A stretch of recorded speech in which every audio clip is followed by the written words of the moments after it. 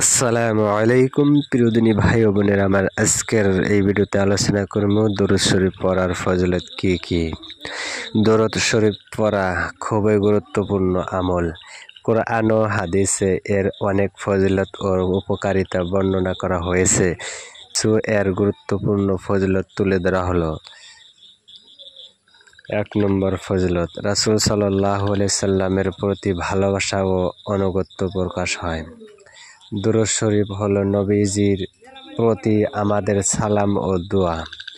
2 নম্বর, আল্লাহর রহমত লাভ হয়।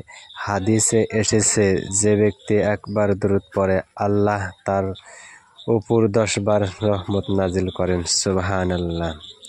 3 নম্বর, সওয়াবের ভান্ডার। প্রতিটি দরুদের বিনিময়ে 10টি নেকি লেখা হয়, 10টি গুনাহ মাফ হয় আর 10 ধাপ মর্যাদা বৃদ্ধি পায়। 4 নম্বর ফজিলত, দোয়া কবুল হওয়ার মাধ্যম। আলেমরা বলেছেন, দোয়ার শুরুতে ও শেষে দরুদ পড়লে দোয়া দ্রুত কবুল হয়। 5 নম্বর, কিয়ামতের দিনে সুপারিশ লাভ। যারা বেশি বেশি দরুদ পাঠ করে নবীজি তাদের জন্য বেশি সুপারিশ করবেন। সুবহানাল্লাহ। 6 নম্বর, দিলের গুনাহ ও ময়লা দূর হয়। দরুদ শরীফ মুমিনের অন্তরকে পবিত্র করে, গুনাহ মোচন করে। 7 নম্বর, নামাজ, দোয়া ও আমল পূর্ণতা পায়।